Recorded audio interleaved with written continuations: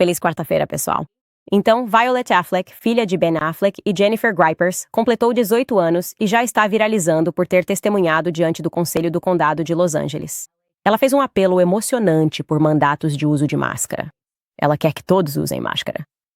Além disso, temos George Clooney, que escreveu um artigo de opinião para o The New York Times, fazendo um apelo igualmente emocionante para que Joe Biden renuncie.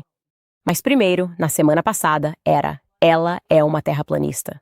Mas hoje, a mídia sionista está tentando convencer o público de que eu sou pior do que uma terraplanista. Eu sou, você adivinhou, uma negacionista do Holocausto.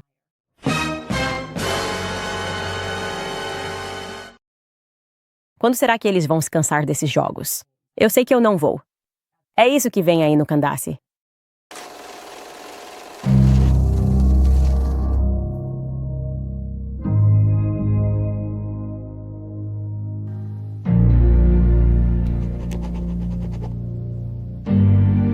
Meu pobre assessor de imprensa, ele acorda de manhã e tem uma tonelada de mensagens de texto de jornalistas pedindo esclarecimentos. É verdade? A Candace disse isso? Como ela pôde dizer isso? E todo mundo sabe o que está acontecendo. Eles estão assistindo ao programa, jornalistas, cada minuto do programa, e estão procurando apenas um trecho de 4 segundos que possam tirar do contexto, distorcer e enviar para todos os seus amigos jornalistas. E nós sabemos. Temos uma célula da mídia sionista. Temos pessoas que estão trabalhando para promover os interesses de Israel e é por isso que continuam me tirando do contexto. Mas eu literalmente não me importo. Só espero que eles entendam que eu sou diferente. Não me importo. Sou diferente. Não me importo. Eu realmente adoro aquele vídeo do Andrew Tate, mas é muito verdadeiro. Eu simplesmente sei que fui feito para este momento no tempo. Eu tenho coragem e me sinto tão encorajada. O que é estranho é o quanto eu estou feliz todos os dias. E hoje de manhã, comecei meu dia dando uma entrevista bem longa para o Russell Brand. E fazia bastante tempo que eu não participava do programa dele. E foi realmente ótimo conversar com ele, porque nossas trajetórias se cruzaram de maneiras bem estranhas. Russell Brand foi a entrevista que eu estava dando lá em Londres, na noite em que conheci meu marido. Eu fiquei notoriamente 3 horas atrasada quando conheci meu marido porque estava participando do podcast do Russell Brand.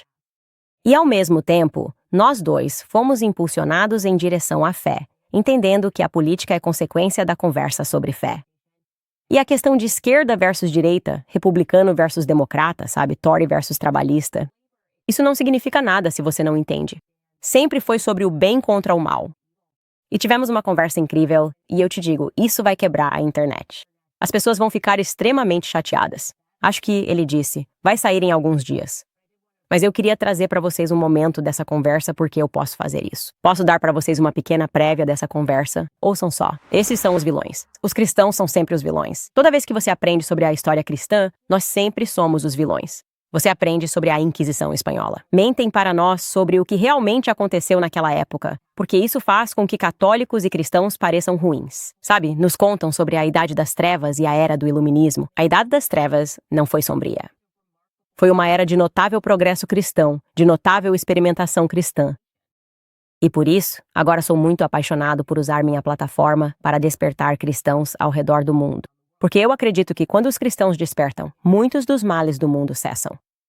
Parece para mim que talvez algumas das coisas que você está descrevendo, e você está descrevendo muitas coisas. Candice. Talvez porque, de certa forma, o cristianismo, através de suas várias formas de institucionalização, acabou se entrelaçando com o poder.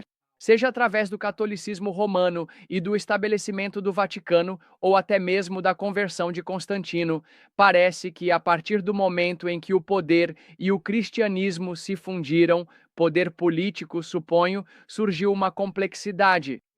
Isso significa, pelo menos agora, que realmente estamos vivendo em uma era individualista, materialista, progressista e pós-tardia, racional, pós-iluminista, em que o cristianismo está meio que atolado junto com ideias antigas e descartadas, de alguma forma substituído por algumas das formas de progressismo nas quais você, em sua encarnação anterior, focou bastante. E suponho que haja uma suposição de que o cristianismo não precisa de nenhuma proteção, não precisa de espaços especiais. Já ouvi pessoas dizerem, por exemplo, que esse retorno ao cristianismo que parece estar acontecendo culturalmente, esse novo interesse e entusiasmo, uma espécie de novo despertar, um tipo de o que poderia ser. O que precede uma segunda vinda ou um arrebatamento é uma tentativa da cultura de reiniciar a última coisa. Isso funciona. O verdadeiro cristianismo, Candace, por sua natureza, seria anti-establishment, de alguma forma desafiador para pessoas em posições de poder e para instituições poderosas. Parece que você abraçou esse aspecto do cristianismo, mas quando você olha para o cenário político moderno com o que está acontecendo no meu país, um novo governo centralizador, autoritário e globalista chegando ao poder com uma parcela extraordinária dos votos. O que aconteceu na França, uma espécie de maquinação e aliança de grupos políticos para manter o poder centrista, autoritário e globalista de Macron. Que o que é necessário é uma espécie de inversão, um novo radicalismo, e ainda assim, o único tipo de radicalismo que é discutido é ou o radicalismo tecnológico e a gestão avançada dos cidadãos, ou talvez o Islã. Gostaria de saber o que você pensa sobre a necessidade desse novo despertar cristão se politizar, ou pelo menos se tornar um desafio ao poder político existente. Você poderá ouvir minha resposta a isso quando ele divulgar a entrevista. Mas aqui está o que eu vou dizer. Estou muito ciente do motivo pelo qual estou sendo atacado. Obviamente, eles não acham que eu sou um negacionista do Holocausto. Tampouco acreditam que eu seja um terraplanista. Mas eles entendem que estou falando sobre conceitos cristãos. Estou falando sobre a história cristã. Estou falando sobre o fato de que cristãos foram massacrados em toda a Europa. E então os americanos foram alimentados com mentiras sobre esse massacre.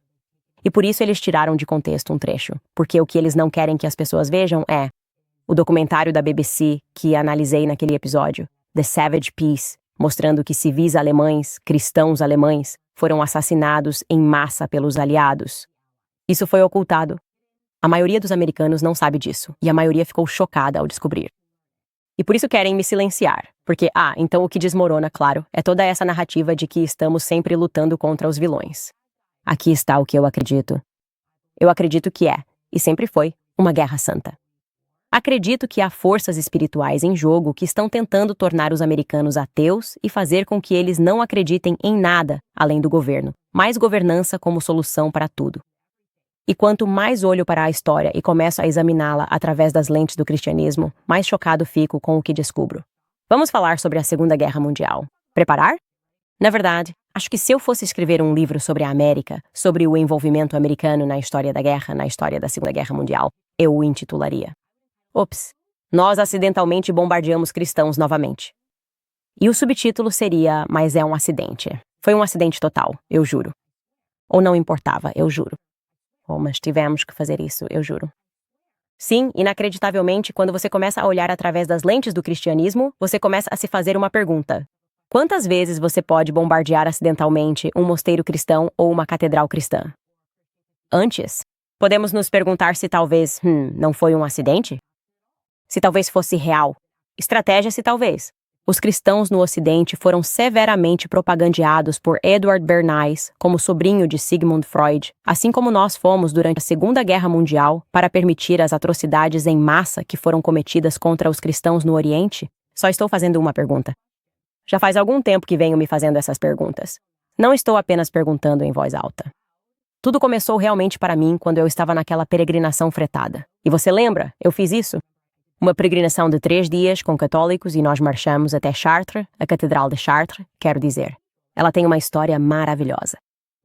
Em agosto de 1944, as forças americanas estavam se aproximando de Chartres e acreditavam, por causa de informações erradas, que as torres e os campanários da catedral estavam sendo usados pelo inimigo. E alguém que estava entre eles disse: Ok, na verdade eu não sei se essa informação é confiável. Disseram a eles que aquele prédio precisava ser destruído. Há nazistas lá dentro. Antes que o bombardeio fosse ordenado, Clooney Wellborn Martino Griffith Jr., um herói, se ofereceu como voluntário porque se sentia muito dividido em relação àquela ordem. Ele disse: Eu vou me infiltrar pelas linhas alemãs para ver se essa informação é verdadeira ou não. Ele levou outra tropa com ele, conseguiu evitar o inimigo, subiu nas torres da catedral e confirmou que não havia inimigos ali. Não. Então, a ordem de bombardeio foi cancelada. A Catedral de Chartres ainda está de pé. Mas, para deixar claro, essa não é a história da maioria das catedrais que foram bombardeadas durante a Segunda Guerra Mundial. Aqui vai outra história, e talvez você já tenha ouvido falar dela. Se você é católico, provavelmente conhece. Monte Cassino, na Itália. Aconteceu a mesma coisa. As forças aliadas receberam informações de que os alemães iriam usar Monte Cassino. O quê? Não, que eles deveriam bombardeá-lo. Eram informações ambíguas sobre a localização dos alemães, que se acreditava serem verdadeiras. No entanto, até os últimos dias antes do bombardeio, Martino Matranolo, que era um monge que permaneceu em Monte Cassino, afirmava que o local não estava sendo usado por ninguém. Não, este é apenas o nosso mosteiro, com uma história tremenda por trás dele. Mas adivinha só? Apesar de um americano ter contestado e dito que absolutamente não deveríamos bombardear aquilo, ainda assim aconteceu. Eles bombardearam a abadia, e monges ficaram presos lá dentro enquanto ela era bombardeada. Mas não se preocupem, pessoal. A manchete canadense já resolveu isso. Olhem, aqui está. Erro levou ao bombardeio de Monte Cassino. Mosteiro destruído após deslize de tradução por oficial da inteligência britânica. Isso continuou acontecendo. Foi simplesmente um erro. Era uma informação ruim. E a tradução não foi feita da maneira correta. E acho que as tropas americanas não conseguiam entender o sotaque britânico ou algo assim. Claro que o teatro em Colônia não teve a mesma sorte. Ele também foi bombardeado pelos aliados em 1944, assim como a Catedral de Königsberg, obliterada pelos soviéticos em 1944. Ninguém se importa porque acho que eles eram alemães. Tenho certeza de que foi tudo apenas uma coincidência, aliás. Quando em Dresden, enquanto os cristãos se preparavam para celebrar a Quarta-feira de Cinzas, eles literalmente foram transformados em cinzas. O que aconteceu em Dresden foi um crime de guerra. Não há outra maneira de enxergar isso. Foi absolutamente um crime de guerra. E sim, de novo, só uma coincidência que tenha sido na Quarta-feira de Cinzas, mas isso aconteceu. E claro, se você fala sobre Nagasaki, as pessoas ficam realmente irritadas no Twitter. Ah não, a mídia sionista vai vir com tudo pra cima de mim, porque como você ousa, Candace? Como você ousa falar sobre Nagasaki? Porque isso também foi só algo que aconteceu. Sabe, eles iam bombardear outro lugar, e então ninguém sabe quem deu as ordens. Mas alguém disse, faça Nagasaki em vez disso. Então, em uma manhã nublada de 9 de agosto de 1945, um bombardeiro B-29 chamado Boxcar, do ZEUA, a Força Aérea do Exército sobrevoou a cidade portuária japonesa de Nagasaki e lançou uma bomba de implosão de plutônio radioativo a 300 metros da segunda maior catedral católica romana do Extremo Oriente, que se chamava Catedral Urakami da Imaculada Conceição da Bem-aventurada Virgem Maria. Então sim, às 11h02, quando a bomba foi lançada sobre a catedral, Nagasaki era a cidade mais cristã do Japão. E 2/3 da população católica pereceram naquele dia naquela cidade. Mas, novamente, eles tiveram que fazer isso para acabar com a guerra. E foi simplesmente isso, eles bombardearam lá, em vez de outro lugar. Não faça mais perguntas. Na verdade, se você fizer, é um monstro. Acho que os padres em Hiroshima tiveram mais sorte. Aqui está uma visão aérea da igreja de Nossa Senhora da Assunção após o bombardeio de 6 de agosto de 1945. Sim, outra bomba nuclear foi lançada. Infelizmente, um pequeno grupo de padres pode ser visto parado na estrada em frente à igreja deles. Apesar de estarem no epicentro do bombardeio, tendo acabado de celebrar a missa de domingo, esses padres jesuítas sobreviveram. Mas, novamente, não pense demais sobre isso. Informações erradas e acidentes acontecem o tempo todo. Na verdade, ainda estão acontecendo. É tão estranho no Canadá. Você já ouviu falar sobre isso? Vocês se lembram de quando, há 3 anos, surgiu aquela grande notícia no Canadá? E, basicamente, a esquerda ficou louca porque isso permitiu que eles fossem abertamente preconceituosos contra cristãos. Disseram que tinham encontrado uma cova coletiva contendo os restos mortais de crianças indígenas que supostamente teriam sido descobertos sob uma igreja católica, certo? Então eles disseram algo como, isso costumava ser um internato do governo administrado pela igreja católica. Nós acabamos de desenterrar esses ossos dos povos indígenas. Então agora percebemos que os católicos estavam cometendo assassinatos em massa de indígenas. Adivinha só, toda essa história acabou sendo uma farsa. Acho que o termo que as pessoas gostam de usar é calúnia de sangue contra cristãos. E adivinha o que aconteceu por causa dessa calúnia de sangue contra cristãos? De novo, isso foi há apenas 3 anos no Canadá. pelo menos 85 igrejas católicas no Canadá foram destruídas por incêndios criminosos ou vandalizadas ou profanadas. E o partido político de Candace aplaudiu. Eles disseram, sim, peguem aqueles católicos. 85 católico. Igrejas católicas no Canadá foram destruídas com base em uma mentira que a grande mídia permitiu que circulasse livremente. Pense nisso. Pense nisso. Eles até arrecadaram dinheiro para apoiar a investigação das valas comuns. Era tudo mentira. Foi tudo uma farsa. E ninguém se importa porque são cristãos. E cristãos, vocês devem ser subjugados. Vocês devem fazer a vontade de outras religiões. Na verdade, vocês deveriam fazer ainda mais. Pelas outras crenças. E se você começar a falar sobre sua fé, se começar a perceber essa tendência de informações falsas e igrejas católicas sendo posteriormente bombardeadas, destruídas e atacadas, bem, isso faria de você um problema. Isso faria de você, inclusive, alguém plausivelmente visto como um terraplanista, um idiota que nega o Holocausto. Então não faça isso, cristãos. Não comecem a olhar para a própria história de vocês e a se manifestar sobre ela. Isso faria de você eu. Falando em cristianismo, se há uma coisa pela qual lutamos como cristãos, é pela vida. Isso é algo que Russell Brand e eu discutimos. Nós falamos sobre aborto. Conversamos sobre o que significa ser pró-vida hoje. De acordo com um relatório recente, a Planned Parenthood continua arrecadando bilhões apesar da diminuição de clientes. A conclusão é que a paternidade planejada gera lucros, com milhões em financiamento dos contribuintes.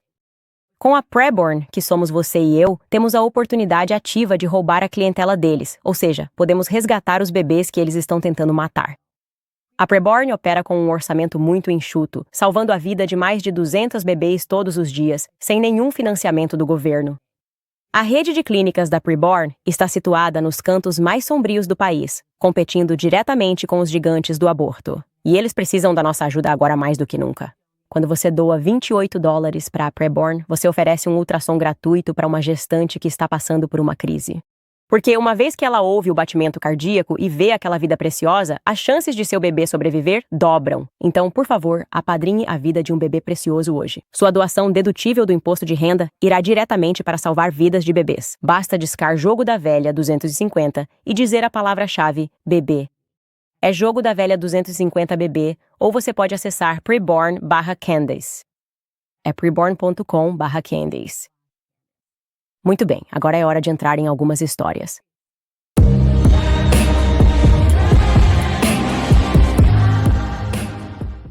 Antes de começarmos essa primeira história, estamos muito perto de 2 milhões de inscritos. Clique no botão de inscrever-se se você está assistindo isso no YouTube. Vá apoiar o programa acessando locals.com, me encontrando e fazendo uma doação se puder. Muito bem, primeiro de tudo, eu adoraria falar sobre Violet Affleck. Eu gostaria de falar sobre os Affleck em geral. E, sinceramente, adoraria conversar com Ben Affleck, mas sabemos que isso nunca vai acontecer. Hollywood é basicamente um estudo sobre o demonismo. É verdade. E espero que agora, ouvindo o programa, você reconheça isso e veja os sinais em todo lugar. E eu gostaria de poder contar mais sobre a minha conversa com Russell Brand, mas nós falamos especificamente sobre Hollywood e como basicamente tudo o que a Bíblia diz, eles vendem o oposto, certo? E isso acontece porque eles acreditam, no fim das contas, que o Deus deles é o governo.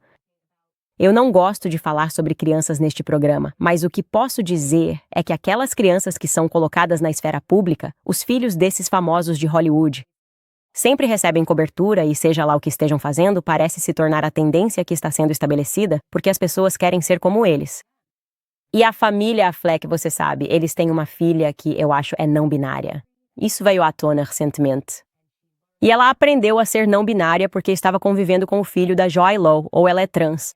Eu não consigo lembrar qual das duas é, mas isso está acontecendo. E agora você tem essa outra filha que parece se identificar com seu gênero. O nome dela é Violet Affleck. Ela acabou de fazer 18 anos. E ela está recebendo um pouco de atenção da imprensa agora porque foi para Los Angeles, Conselho do Condado. E ela decidiu testemunhar a favor da obrigatoriedade do uso de máscaras porque acredita que a obrigatoriedade manterá mais pessoas vivas. Ouça o que ela tem a dizer. Violet Affleck, moradora de Los Angeles, eleitora pela primeira vez, tenho 18 anos. Eu contraí uma condição pós-viral em 2019. Estou bem agora, mas vi em primeira mão que a medicina nem sempre tem respostas para as consequências até mesmo de vírus leves. A pandemia de Covid-19 deixou isso ainda mais evidente. 1 em cada 10 infecções leva à Covid longa, doença neurológica e cardiovascular devastadora que pode tirar das pessoas a capacidade de trabalhar, se mover, enxergar e até mesmo pensar. Isso tende a agravar nossa crise de pessoas em situação de rua, assim como o sofrimento de muitas pessoas em nossa cidade. Afeta mais intensamente comunidades negras, pessoas com deficiência, idosos, pessoas trans, mulheres e qualquer pessoa em funções essenciais ao público. Para enfrentar a crise da Covid longa, exijo máscaras, filtragem de ar e luz UVC distante em instalações governamentais, incluindo prisões e centros de detenção. Uso obrigatório de máscaras em instalações médicas do condado. Precisamos ampliar a disponibilidade de testes e tratamentos gratuitos e de alta qualidade. E mais importante ainda, o condado deve se opor à proibição do uso de máscaras por qualquer motivo. Essas proibições não nos tornam mais seguros. Elas tornam os membros vulneráveis da nossa comunidade menos seguros e dificultam a participação de todos juntos em Los Angeles. Obrigada. Então vou tentar ser muito gentil aqui. Primeiro de tudo, ela tem 18 anos e eu sei que as pessoas estão realmente pegando pesado com ela. Eu realmente sinto pena dela porque está sendo criada por 2 pessoas que cederam aos caprichos de Hollywood, obviamente, pelas decisões que dá pra ver que essa família está tomando. Mas outra coisa que quero dizer é que quando você tem 18 anos, normalmente você é meio bobo, certo? Tipo, você toma decisões e diz coisas e aquilo em que você acredita aos 18 anos, você não vai acreditar quando tiver 35, como eu tenho hoje. Então eu tento não julgar as pessoas pelas opiniões que tinham aos 18 anos, porque eu também não gostaria de ser julgado pelas opiniões que tinha aos 18. E você é meio sonhador e fantasioso e acredita que as soluções podem ser tão fáceis assim. E você de verdade. A maioria dos jovens, provavelmente não ela, está saindo do sistema de escolas públicas. Eles estão sendo treinados e doutrinados a acreditar que o governo pode fornecer todas as soluções para os problemas da sociedade, que tudo o que você precisa é de mais governança. Então eu quero realmente falar sobre o que ela está dizendo sem atacá-la como indivíduo, porque ela precisa de tempo para amadurecer. E provavelmente ela precisa de tempo para amadurecer fora do condado de Los Angeles, se formos honestos. E talvez ela possa vir aqui para o Tennessee, onde as pessoas nunca usaram máscaras, como eu. Nossa fé está muito mais em Deus do que no governo. E nós entendemos que não é o governo que te mantém vivo. E também, obviamente, o que ela está deixando de perceber aqui é que o Fauci veio a público e disse que eles inventaram toda essa história das máscaras. Então, falando sobre o que ela realmente está fazendo, porque isso é mais importante, ela ainda está usando máscara. E você vê esse tipo de pessoa. Taylor Lawrence também ainda está usando máscara. Ela é uma ex-jornalista ou uma jornalista atual do Washington Post. E eu realmente vi clipes da Violet, por causa da fama do pai dela, usando uma máscara. E eu fiquei pensando, por que ela está sempre usando uma máscara? E é nisso que entra quando dizemos isso. Você precisa reconhecer que o governo basicamente leu a Bíblia. Certo. Os satanistas leram a Bíblia e disseram: como podemos recriar isso para que as pessoas acreditem que somos os criadores, que elas venham até nós para ganhar a vida? Diremos a eles que a Bíblia é falsa, enquanto na verdade tentamos criar um sistema que imita a Bíblia, invertendo tudo o que há nela. Então, o governo agora vai mantê-lo vivo, certo? E ela está tão comprometida com essa fé que um dos sacramentos é você usar uma máscara, cobrir o rosto, porque os especialistas, que são todos seus pequenos semideuses, vieram até ela e disseram: isso é o que você precisa fazer. Isso é o que você precisa sacrificar. Você vai sacrificar o seu rosto e nós vamos mantê-la viva. De novo, essa ciência já foi desmentida, certo? Nunca foi ciência, porque era uma fé. É por isso que eu disse, a ciência se tornou uma fé. As pessoas dizem que o jeito correto de dizer isso é cientificismo. E eu penso, sim, bem, acho que a ciência de verdade acabou virando cientificismo. E você pode ver como ela está comprometida com essa fé. Ela fez o que eles disseram e não tira a máscara porque já a usa há tanto tempo. Isso se tornou parte da identidade dela, certo? Então ela é tão usuária de máscara quanto eu sou católico. Ok, ela está comprometida com isso. E então, o próximo passo para mostrar o quanto ela está comprometida com essa fé é ir ao governo e fazer esse apelo publicamente. Apelo, por favor, mais governança. E não, da próxima vez que vocês fizerem isso, até mesmo as pessoas, é isso que ela está dizendo, até mesmo as pessoas que não estão usando máscara, elas devem ser obrigadas. Não pode haver exceções. Até mesmo aqueles bebês de 3 meses chorando no avião, coloquem máscara neles. É isso que ela está pedindo. Ela está dizendo que não pode haver exceções aqui. Todos nós devemos ser obrigados a abaixar a cabeça e acreditar, e a nos curvar diante da governança. Ela é submissa à governança. Ela sabe disso, ela acredita que esse é o verdadeiro Deus na vida. E se ao menos todos os outros pudessem enxergar isso, o mundo seria melhor. É nisso que ela realmente acredita. É doentio. É uma doença. E infelizmente, para ela, ela é muito jovem. E realmente, não é culpa dela.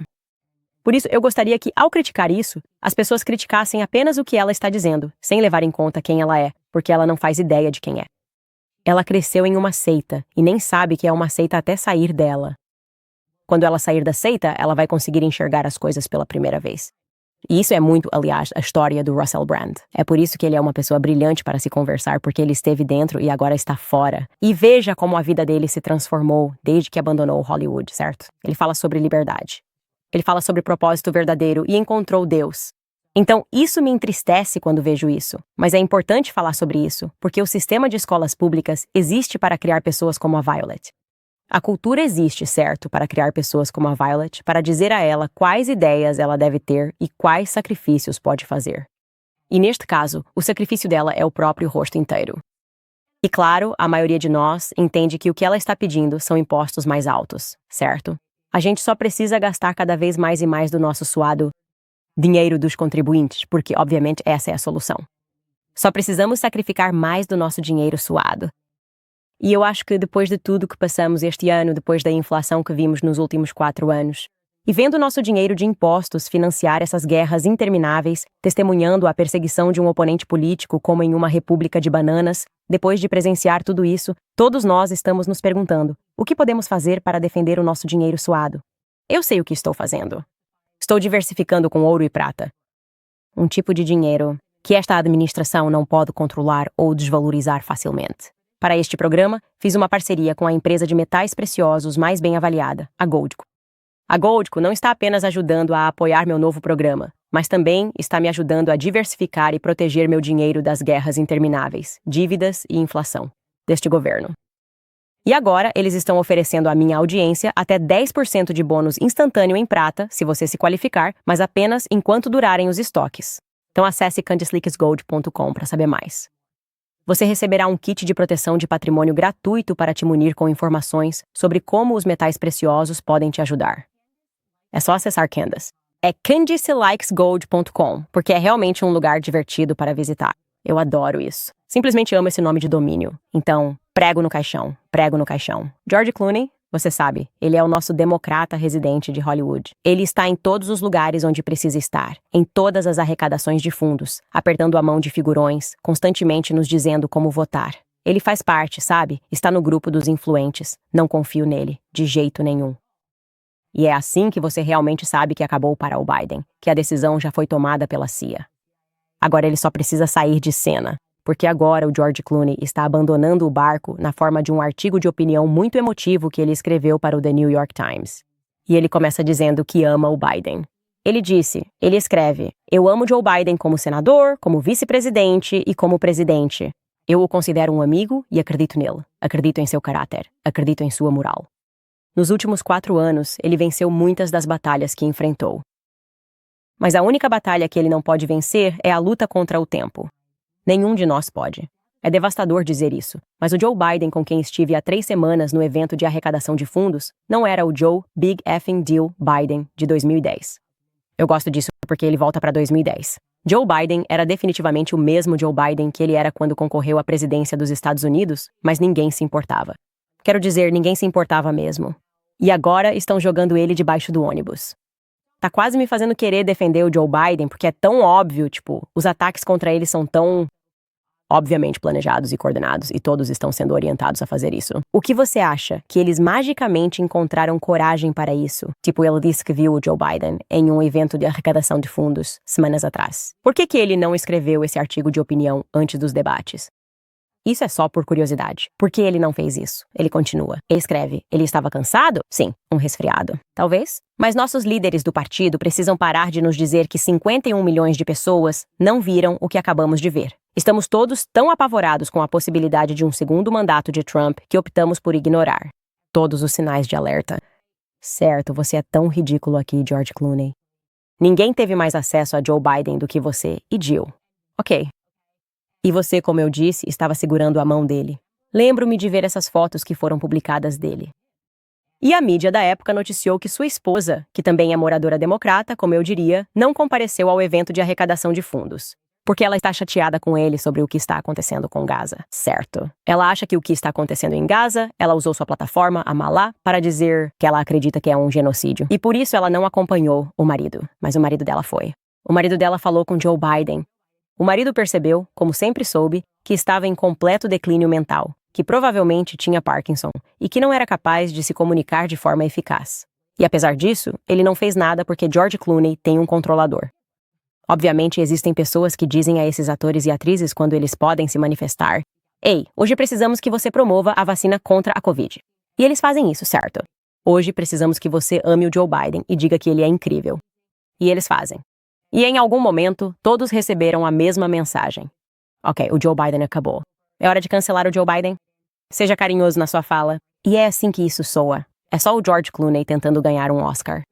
Ok, George Clooney fazendo sua melhor atuação para fingir que está surpreso com isso. E agora chegou realmente a hora de reconhecer aquilo que todos nós já sabíamos o tempo todo. Vou ler só mais um trecho disso para você. Seria bagunçado? Sim. Democrata está falando sobre substituir Joe Biden ou Joe Biden renunciando. Seria bagunçado? Sim. Democrata é bagunçado. Mas isso animaria nosso partido e despertaria eleitores que, muito antes do debate de junho, já tinham desistido? Com certeza animaria. O curto período até o dia da eleição seria uma vantagem para nós, não um perigo. Isso nos daria a chance de mostrar o futuro sem tanta pesquisa de oposição e campanhas negativas que vêm com essas temporadas eleitorais ridiculamente longas e caras.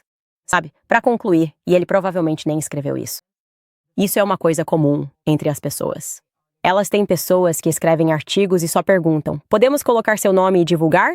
Então isso provavelmente foi escrito por alguém da campanha do Biden. George Clooney é um dos parceiros deles. Eles o contataram, disseram: "Vamos colocar seu nome neste artigo para viralizar, as pessoas lerem e acreditarem. É a sua palavra." E George Clooney diz sim, porque ele é um fantoche do establishment. Essa é a realidade. Há vários atores assim, entre eles o Champagne. Toda pessoa que imediatamente pegou um avião para ir se encontrar com o Zelensky em uma zona de guerra, porque é exatamente isso que atores fariam. Eles são tão corajosos. Eles realmente arriscariam suas vidas. Para ir tocar uma música como Quem Foi Mesmo, foi o Bono ou o U2 que entrou e ficou tocando uma música no metrô. Tipo, é uma piada. É tudo tão performático. Mas é claro, é performático. No fim das contas, eles são atores. É isso que eles fazem. Eles continuam atuando. Eles fingiram que ele estava bem. E agora estão sendo instruídos a fingir que ele não está. E é isso que está acontecendo. Agora, para o grande público americano, parece que estamos dando um passo para trás a cada mês, em vez de avançar. As contas estão mais altas do que nunca. E você sente que tudo o que você ganha todo mês, você acaba tendo que gastar. Você tem que passar o cartão de crédito para cobrir a diferença. E a dívida só continua aumentando. Mas se você é proprietário de uma casa, quero que ligue para meus amigos da American Financing. Eles podem te ajudar a sair desse ciclo. A American Financing está economizando, para pessoas como você, uma média de $854 por mês. Pense no que você poderia fazer com $800 extras todo mês, sem se preocupar com aqueles pagamentos mínimos mensais. E ainda melhor, não custa absolutamente nada descobrir quanto você pode economizar. Basta uma ligação rápida para American Financing. Se você começar hoje, poderá adiar 2 pagamentos da hipoteca. Você realmente precisa dessa pausa. Então, ligue para American Financing hoje mesmo e comece sua jornada para ficar livre das dívidas de cartão de crédito. 800-795-1210. O número é 800-795-1210. Tudo bem, pessoal? Agora vamos ver alguns dos seus comentários.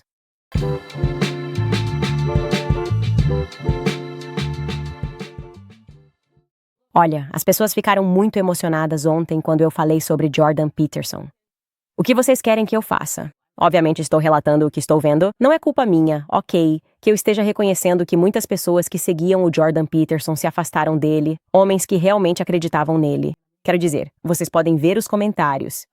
Eu consegui que ele autografasse meu livro, tipo, o que está acontecendo? E muito disso é por causa do que está acontecendo no Twitter e da Mikhaila Peterson pedindo censura. Esta é uma pessoa que se apresenta como empresária do Jordan Peterson, sua filha, e às vezes sua porta-voz. Ela pediu censura. Isso é algo relevante, não importa como você olhe para isso. E não é algo pessoal. O Jordan Peterson sempre foi muito gentil comigo. Mas precisamos falar sobre isso. Eu preciso de clareza sobre as perspectivas dele em relação à liberdade de expressão. Porque não é isso que ele vinha defendendo no passado. E espero que seja apenas a filha dele falando em nome dele ou falando, acho, em nome da família. Mas isso ainda me deixa nervoso. Eu quero ouvir ele dizer que não acredita nisso, que não acredita que pessoas devam ser censuradas por usarem a palavra imundície. De qualquer forma, Mikhaila Peterson comentou que estava tendo uma crise no Twitter. Ela escreveu: 1/5 dos americanos toma medicamentos psiquiátricos, como meu pai tomava. Eles são quase impossíveis de parar de tomar e causam abstinência tão severa, especialmente após o uso prolongado, que a maioria das pessoas continua tomando. Espero que nunca soframos como ele sofreu ao parar de tomar esses remédios. Antes de tudo, Mikhaila, só porque eu não exponho minha vida. E cada coisa pessoal que acontece comigo na internet, a ideia de que eu não sei nada sobre dependência química ou que eu nunca passei por nada disso é besteira. É uma forma horrível de apresentar seu argumento. Acho que toda a família, infelizmente, nos Estados Unidos, foi de alguma forma impactada pelas drogas. Essa é apenas a realidade em que vivemos. E eu não sou exceção a essa regra. De novo, só porque eu não exponho meus sentimentos não significa que eu não tenha passado por muita coisa. Eu diria que provavelmente vivi mais coisas antes dos 10 anos de idade do que você viveu a vida inteira. Essa seria a minha aposta. Mas, de novo, não estou aqui para fazer um drama ou buscar pena. Estou aqui para falar sobre por que ele está apoiando, dando espaço ou não dizendo nada sobre seus apelos extremos para censurar a liberdade de expressão. Esses são extremos. Nós não apoiamos isso, muito menos do lado conservador das coisas. Vagabond escreve: espero que JP veja isso e aceite sua oferta, a oferta de sentar e conversar sobre isso, como alguém que realmente levou o que ele disse a sério. Quando minha vida estava realmente em um momento ruim, eu melhorei drasticamente, em parte por causa dele. Dói ver ele chegar a um nível de manipulação sem fundamento e xingamentos. Os tweets da filha dele foram simplesmente tão infantis. Quando você está disposto a debater e conversar com comunistas, marxistas, sionistas, esquerdistas, muçulmanos, jihadistas, ateus, mas não com um nacionalista cristão, isso mostra que há uma razão mais profunda por trás disso. Esse é um comentário muito interessante e eu não tinha pensado nisso. E isso também pode ser o motivo pelo qual as pessoas estão se perguntando: será que ele só vai proteger o sionismo e não vai realmente seguir os princípios em que acredita, como a liberdade de expressão? Ele já se sentou e conversou com muitas pessoas de opiniões conflitantes. E ainda assim, ele parece aceitar, ou melhor, fingir, que como os Gripers, você nem pode se sentar com um Griper e ter uma conversa. Grippers, aliás, para quem não sabe, é o termo usado para descrever pessoas que seguem Nick Fuentes. E eu realmente não faço ideia de por que eles são chamados de Gripers. Eu nem consigo te dar uma explicação para isso. Mas eu acredito, sou radical quando se trata de liberdade de expressão. Acredito que você deve dar espaço até mesmo para ideias que considera horríveis e retrógradas, para que possa mostrar ao público o quão horríveis e retrógradas essas ideias são. É por isso que não tenho medo de nenhum debate. Eu realmente não tenho, porque acredito que estou certo. E também tenho a humildade de estar errado. E, novamente, isso não apaga todas as contribuições incríveis que Jordan Peterson fez. E ele fez muitas. Quero dizer, ele literalmente transformou radicalmente a vida de tantas pessoas. Mas se ele não está vivendo isso, ou se algo mudou, ou se suas perspectivas mudaram, acho que as pessoas merecem saber disso, porque investiram muito nele. Quero dizer, o motivo pelo qual ele é rico é porque ele tinha essas perspectivas sobre a liberdade de expressão. Ele fala sobre como acredita na liberdade de expressão, como ele acredita radicalmente na liberdade de expressão. Ele recebeu dinheiro de pessoas que acreditavam nele. Eu acho que se você muda uma perspectiva, o que você tem o direito de fazer, você está no seu direito de fazer, deve à sua audiência uma explicação do porquê isso acontecido. Essa pessoa escreve: nunca retorno, deles o inferno. Dar o inferno a quem? Uma população que já está sitiada? Mais de 50% são crianças. Nojento. Foi um momento de deslizamento de massa que nunca esquecerei. Sim, como eu disse, eu estava apenas relatando o que aconteceu. E muitas pessoas que eram muito simpáticas ao que está acontecendo com os palestinos ficaram perturbadas com esse tweet. Acho que ele realmente fez um vídeo depois, dizendo que, você sabe, ele estava sendo reativo. E talvez teria dito mais, de uma forma diferente, se tivesse tido a oportunidade. Mas para muita gente, isso deixou uma marca. Por fim, temos uma mensagem do Manect. Estou bombando no Manect, pessoal. Estou falando sério. Estou recebendo tantas mensagens de vocês todos os dias. Essa pessoa escreve: oi, acho que o doutor... A postura do Peterson sobre censura pode ser culpa minha. O quê? Dias antes de ele fazer seu primeiro tweet sobre demônios trolls, pedi a um amigo meu que enviasse um e-mail ao JP através do Jonathan Pagô, oferecendo conselhos ao JP sobre como desenvolver comunidades online sustentáveis. Eu era membro do primeiro fã-clube do JP no Facebook em 2017. Ele e Micaela estavam no grupo e ele nos adorava. JP presenciou o colapso do grupo e tenho certeza de que isso partiu o coração dele. Meu e-mail para o JP explicava por que o grupo colapsou e como conseguimos criar e administrar um novo grupo. Isso resultou em vários casamentos, incluindo o meu, e inúmeras amizades para a vida toda. O colapso envolveu uma enxurrada de trolls vindos do grupo do Sam Harris no Facebook. Foi uma verdadeira guerra de memes. Nunca recebi resposta do JP, mas sua mudança repentina em direção à censura, dias depois de eu ter enviado aquele e-mail, me assombra. Eu ficaria mais do que feliz em encaminhar o e-mail original. Facebook, Batalha Naval e Comunidades que Mudam Vidas. Para contextualizar, se você quiser. Obrigado por tudo o que você faz e te amo. Eu não acho que seja isso. Sinceramente, de verdade, não acho que seja você. Eu nem acredito que ele concorde com a censura. Como eu disse, acho que essas coisas são difíceis. É difícil para ele conciliar o que a filha está dizendo, por quem ele obviamente tem muito amor, com o que ele acredita. Ela, sua empresária. É que a situação está um pouco incestuoso.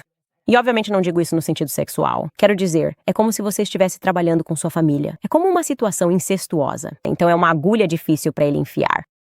E acho que ele está escolhendo a raiva como resposta, porque as pessoas estão bravas com a filha dele. E acho que é difícil não reagir quando você sente que as pessoas estão atacando seus familiares. Mas como eu disse, ele tem uma plataforma, em grande parte porque pessoas investiram nele. E essa é a única razão pela qual devemos cobrá-lo. Eu não vivo em uma seita. Eu não trabalho em uma seita. E o Jordan Peterson. As pessoas perguntaram, vocês estão falando dele porque estão chateados? Não, Jordan Peterson foi gentil comigo. Falamos sobre ele porque ficou em alta o fim de semana por causa do pedido de censura da filha. É um assunto relevante para as notícias. É relevante nos Estados Unidos, especialmente onde acreditamos na liberdade de expressão. Então, pessoas que são fãs do Jordan Peterson ao redor do mundo, que não têm o mesmo apego à liberdade de expressão, vocês não têm esses direitos da primeira emenda, nunca vão entender o quão significativos eles são para a consciência americana. Nós vamos sempre atacar. Sempre estaremos na ofensiva quando houver qualquer pedido de censura, em qualquer capacidade. E então esses, e eu nem diria ataques, mas essas críticas a Jordan Peterson, na verdade vêm de um lugar de preocupação. E mais uma vez, direi que o receberia no programa a qualquer momento para uma conversa, porque ele é um homem muito gentil, que contribuiu com muitas coisas boas para nossas sociedades, especialmente para os homens. Mas vi muitas mulheres dizendo que ele mudou a minha vida também. Então sim, para vocês também, meninas. Tudo bem, infelizmente é só isso. Esse é todo o tempo que temos para hoje. Cobrimos muita coisa. Vejo vocês amanhã.